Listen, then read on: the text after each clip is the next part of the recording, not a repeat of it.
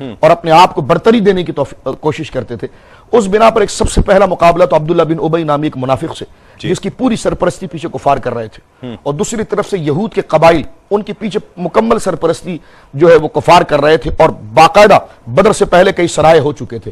جب یہ بات حضور علیہ السلام نے مشاورت کی اور صحابہ کرام سے کہا کہ آخر کیا جائے, اب یہ معاملہ جس کو ہم اردو میں محاورے میں کہتے ہیں نا کہ پانی جو ہے وہ سر سے اوپر جا رہا ہے, اور اس وقت جو زندہ اور جاوید قوم ہوتی ہے جو اپنی نہیں سارے معاشرے کی سوچتی ہے, تو وہ ظلم و بربریت کے سامنے ہاتھ باندھے نہیں کھڑی رہتی, بلکہ اس کا انتظار نہیں کرتی کہ وہ بربریت اور ظلم کا ایک طوفان آپ کے اوپر آ جائے اور خش و خاشاک کی طرح آپ کو بہا کر لے جائے, اچھے برے سب بہ جائے, بلکہ اہل حق کا وہ طریقہ ہوتا ہے وہ خود کے لیے نہیں قوموں کے لیے زندہ رہتے ہیں, تو اپنی تمام تر طاقتیں اس کے سامنے لگاتے ہیں تاکہ وہ سیل روا اور طوفان جو آ رہا ہے وہ رک جائے یا اس کا منہ پھیر جائے. سرکار نے مشاورت کرنے کے بعد صحابہ کرام سے اس بات کو طے فرمایا کہ ہاں ابھی خبر ملی ہے کہ ابو سفیان بہت بڑا تجارتی قافلے کو لے کر شام سے نکلے ہیں, اور اس میں مکے کے تمام لوگوں کا سامان لگا ہوا ہے, پیسہ لگا ہوا, ان کی انویسٹمنٹ ہے, تو یقیناً اگر اس قافلے کو روک دیا جائے تو پھر صلح کی اور مذاکرے کی کوئی بات بن سکتی ہے. اس لیے یہ جنگ نہیں تھی, جنگ ہو گئی. اصل مقصد یہ تھا کہ ابو سفیان کے قافلے کو روکنا. اس لیے آپ دیکھتے کہ عثمان غنی بھی ساتھ میں نہیں تھے, کئی اور صحابہ نہیں تھے. حضور نے اعلان کر دیا جو چلنا چاہتا ہے چلے. اور یہ محسوس بھی ہو رہا ہے کہ ظاہری اسباب اس انداز سے موجود نہیں تھی, اس مقابلے میں تعداد محتاج اتنی موجود نہیں تھی, اسلحہ اتنا موجود نہیں تھا, تو ظاہری اسباب تو مقصد یہ تھا کہ اس کو روکا جائے. جی ہاں بالکل, ابو سفیان کو راستے میں روکا جائے اور قریش مکہ کو اس بات پر مجبور کیا جائے سیاسی اعتبار سے کہ وہ آئے اور مدینہ منورہ میں حضور علیہ السلام سے مذاکرات کرے, اور پھر مکمل ایک اصول دونوں قوموں کے اعتبار سے دونوں علاقوں کے اعتبار سے طے پائے. لیکن اس میں کفار نے اپنے عزائم اور اپنی بربریت کو دکھایا, اور پھر بدر کا واقعہ ہمارا وجوہات کا ذکر جس طرح شاہ صاحب نے کیا, ہم چاہیں گے کہ اپنے موضوع پر جائیں. اس کے نتائج کے طور پر آج جو یہ جملہ کہا جاتا ہے یہ کس حد تک ٹھیک ہے کہ اگر بدر نہ ہوتا, یوم الفرقان نہ ہوتا, تو آج زمین کا نقشہ کچھ اور ہوتا, مسلمان اس انداز سے سانس نہ لے پا رہے ہوتے, بلکہ مسلمان کا شاید نام و نشان تک نہ ہوتا. یہ کس حد تک ٹھیک ہے؟ اعوذ باللہ من الشیطان الرجیم, بسم اللہ الرحمن الرحیم. بہت شکریہ. یوم فرقان کے حوالے سے بڑی تفصیلی گفتگو اور بڑی تحقیقی گفتگو قبلہ مظفر حسین شاہ صاحب نے فرمائی, اور اس میں تمام جہات آ گئیں. یہ جملہ 101% رائٹ ہے, کیونکہ یہ جملہ در حقیقت نبی کریم علیہ الصلوۃ والتسلیم کی زبان مبارک سے نکلا ہوا جملہ ہے. جب وہ رات آئی کہ صبح جنگ ہونی ہے اور نبی کریم علیہ الصلوۃ والسلام اللہ کی بارگاہ میں دعا کر رہے ہیں, تو نبی کریم علیہ الصلوۃ والتسلیم نے اللہ تبارک و تعالیٰ کی بارگاہ میں دعا کی کہ اے مولا وہ وقت آ گیا ہے کہ جب تو اپنے وعدے کو پورا فرما دے, اور یہ 313 نفوس قدسیاں ہیں, یہی زمین پر تیرے کلمے کو بلند کرنے والے ہیں, اعلاء کلمت الحق کرنے والے ہیں. اگر یہ بھی نہ رہے تو تیرے کلمے کو کون بلند کرے گا اور تیرے دین کا پیغام لوگوں تک کون پہنچائے گا؟ اگر یہ معرکہ نہ ہوتا, جسے حق اور باطل, کفر اور اسلام کے درمیان ایک بہت بڑا معرکہ کہا جاتا ہے, تو یقیناً آج تاریخ انسانیت اور تاریخ ارض اور تاریخ زمین جو ہے وہ کچھ اور ہوتی. دوسری بات یہاں پر صاحبزادہ صاحب بڑی اہم یہ بھی ہے کہ 313 ہیں, 1000 کا لشکر ہے. بھروسہ تلواروں پر نہیں ہے, کیونکہ تلواریں بھی کم ہیں, نیزے بھی کم ہیں, اسباب بھی کم ہیں, مقابلے میں درخت کے لکڑیاں ہیں, درخت کی لکڑیاں ہیں. لیکن بھروسہ کس پر ہے؟ تاجدار کائنات علیہ الصلوۃ والتسلیم کی دعا پر ہے اور اللہ تعالیٰ کی ذات پر ہے. اور الفاظ کیا ہیں؟ الفاظ یہ ہیں کہ یا رسول اللہ صلی اللہ علیہ وسلم, ہم آپ کے ساتھ لڑیں گے, ہم آپ کو یہ عرض نہ کریں گے کہ آپ اور آپ کا رب حضرت موسیٰ علیہ السلام کی قوم کی طرح وہ جا کر جنگ لڑیں, ہم آپ کے دائیں بائیں آگے پیچھے لڑیں گے, اور اگر آپ ہمیں سمندر میں اترنے کا کہیں تو ہم اس میں بھی اتر جائیں گے. نبی کریم علیہ الصلوۃ والسلام مسکراتے ہیں اور پھر آگے بڑھتے ہیں, اور جب میدان شروع ہوتا ہے تو صحابہ کرام علیہم رضوان پروانہ وار نبی کریم کے گرد بھی موجود ہیں اور دشمنوں کا مقابلہ بھی کر رہے ہیں, اور وہ تاریخی مثال قائم کرتے ہیں کہ ابو جہل جو اپنی جہالت کی وجہ سے یہ کہتا ہے کہ ہم بدر کے میدان میں اونٹ ذبح کریں گے, ہم بدر کے میدان میں رقص کی محفلیں گرم کریں گے, ہم بدر کے میدان کے اندر جو ہے وہ شرابیں پیئیں گے تاکہ ہمارا سکہ بیٹھ جائے, اسے ہی دیکھا جاتا ہے کہ وہ خون اور مٹی کے اندر لت پت نظر آتا ہے. اللہ اکبر. ناظرین کرام, آج صدیق اسماعیل صاحب ہمارے درمیان تشریف فرما ہیں. ایک تو ہمارے مہمان ہیں, ہم اس طرح انہیں جانے نہیں دیں گے, اور دوسری بات آپ کی چلنے نہیں دیں گے. آج ہم اپنی مرضی سے کلام سنیں گے. پیر نصیر الدین نصیر شاہ صاحب کا کلام لو مدینے کی تجلی. ماشاء اللہ. واہ.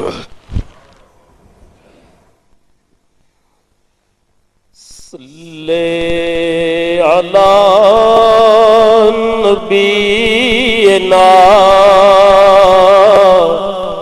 صلی علی دن ورفعنا لك ذکرک کا تصور لے کر ہم نظر گنبد خضرا پہ جمائے ہوئے ہیں، لو مدینے کی تجلی سے لگائے ہوئے ہیں، لو مدینے کی تجلی سے لگائے ہوئے ہیں، لو مدینے کی، لو مدینے کی تجلی سے لگائے ہوئے ہیں، دل کو ہم لائے انوار بنائے ہوئے ہیں، دل کو ہم لائے انوار بنائے ہوئے ہیں، اللہ اللہ مدینے میں یہ جلووں کی پھوار، اللہ اللہ مدینے میں یہ جلووں کی پھوار، بارش نور میں سب لوگ نہائے ہوئے ہیں، بارش نور میں سب لوگ نہائے ہوئے ہیں، اشک آنکھوں میں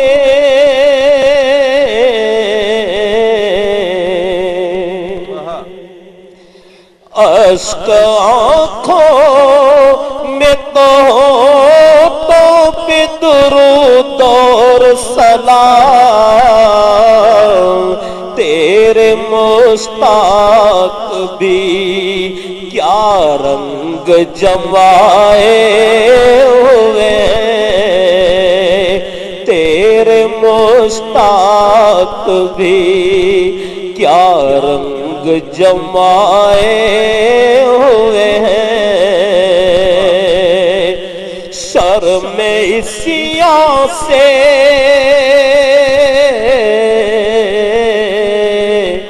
شرم عصیاں سے نہیں سامنے آیا جاتا،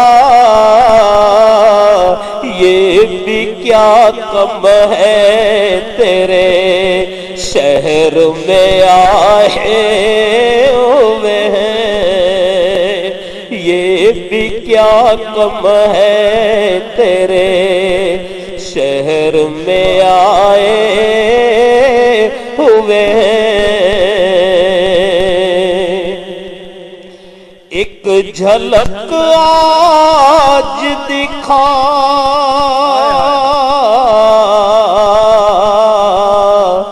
یا رسول اللہ، ایک جھلک آج دکھا گنبد خضرا کے مکین، ایک جھلک آج دکھا گنبد خضرا کے مکین، ہم نے کم ہیں مگر ہاں گناہگار ہیں، کچھ بھی ہے دور سے دیدار کو آئے ہوئے ہیں، کچھ بھی ہے دور سے دیدار کو آئے ہوئے ہیں۔ کویت سے ہمارے ساتھ محمد علی صاحب ہیں. السلام علیکم. السلام علیکم. السلام سر، کیسے ہیں؟ اللہ کا شکر. جی فرمائیے کیسے ہیں آپ؟ ٹھیک ہیں سر الحمدللہ، شکر اللہ. سر بہت مشکل سے کال ملی ہے، فرسٹ وجہ سے میں ٹرائی کر رہا ہوں. آج چل. بہت خوش ہوں آپ سے بات کر کے. خوش آمدید. بہت شکریہ، اور مجھے بھی بہت خوشی ہوئی آپ سے بات کر کے. Thank you sir. Sir actually زکوٰۃ کے بارے میں ایک دو کنفیوژن تھی، میں نے کچھ ایک دو سوال پوچھنے تھے آپ سے، جی جی اگر اجازت ہو تو. جی جی ضرور کہیے. سر پچھلے ایک پروگرام میں آپ نے بولا تھا کہ زکوٰۃ وغیرہ جو ہے صاحب نصاب لوگوں کے اوپر جو ہے نہیں لاگو ہوتی، ایسے لوگوں کو زکوٰۃ دینی چاہیے جو صاحب نصاب نہیں ہے. تو آج کل کے دور میں تو اکثر لوگوں کے پاس دیکھا جائے تو ہر بندے کے پاس 7.5 تولے سونا. اچھا ہلو. یعنی کہ اپنے آپ کو شو کرتے ہیں کہ صاحب ایسے لوگ جن لوگوں کو ہم زکوٰۃ دیتی. ٹھیک ہے، بالکل آپ کو بتاتے ہیں شریف فقیر کیسے تلاش کیا جائے. ایک کالر اور شامل کرتے ہیں. السلام علیکم. السلام علیکم. کیا راز ہے؟ السلام علیکم. السلام علیکم. وعلیکم السلام. جی کون کہاں سے؟ جی میں زاہدہ بول رہی ہوں لاہور سے. جی بہن کہیے. میرا سوال یہ ہے کہ میرے میاں 4 ماہ سے مجھے چھوڑ کے چلے گئے ہیں، اللہ. اور خرچہ وغیرہ بھی نہیں دیتے تھے، بہت ہر وقت بہت تنگ کرتے تھے.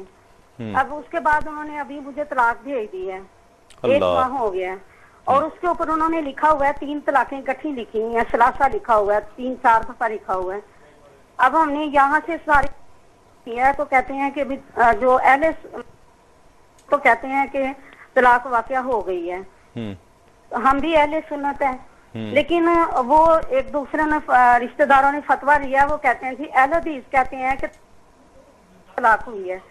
اس لیے ہم نے مفتی اکمل صاحب سے یہی پوچھنا ہے کہ کیا واقعی طلاق واقعہ ہو گئی ہے؟ آپ کے بچے آپ کے بچے کتنے ہیں؟ بچہ میں نے گود لیا ہوا تھا. میرے سے اولاد نہیں ہوئی تھی، لیکن میرے میاں نے 2 شادیاں بھی کی تھیں، ان سے بھی اولاد نہیں ہوئی اس کو. اچھا.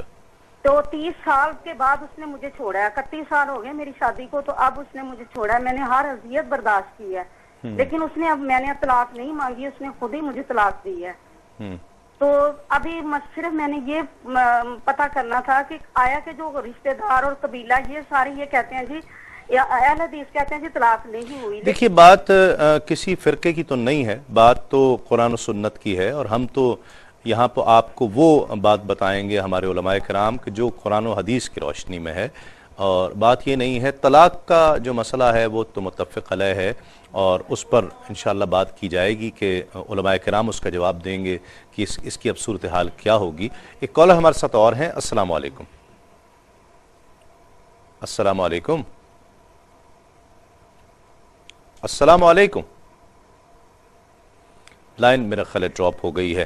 یوم الفرقان، اس کے نتائج جس طرح اس معاشرے پر اب جو موجودہ دور ہے اس پر اگر ہم اس کو دیکھنا چاہیں، غزوات تو اور بھی ہیں جس طرح ذکر ہوا کہ 25 26 27 کچھ ذکر آ رہا ہے، کچھ ذکر آ رہا ہے. یوم جو غزوہ بدر ہے اس کی ایک مثالی کیفیت ہے. اس معاشرے پر اس کے اثرات کو اگر ہم دیکھنا چاہیں گے تو کیسے نظر آ رہے ہیں؟ میں پہلے یہ عرض کرنا چاہوں گا قبلہ صاحب کہ یوم الفرقان ہے تو پھر وہ ہر چیز میں فرقان ہے. اس میں آپ کو پورے سفر کے اندر ایک ایک نظر، ایک ایک لحظہ، ایک ایک واقعہ وہ فرقانیت کا مظہر اتم نظر آئے گا. ٹھیک. سفر سے لے کر انتہا تک ایک پروگرام تو اس کے لیے محیط نہیں ہے. میں سمجھتا ہوں کہ سیدھا سیدھا اگر پروگرام کو ذکر کر دیا جائے اور سفر کی مکمل رویداد ذکر کر دی جائے تو اس سے خود کیفیت واضح ہو جاتی ہے.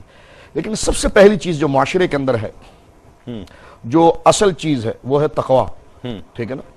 اور تقوی ہی فہم قرآن کا مرکز ہے، تقوی ہی حصول جنت کا مرکز ہے، تقوی ہی رضا الہی کا مقصد ہے.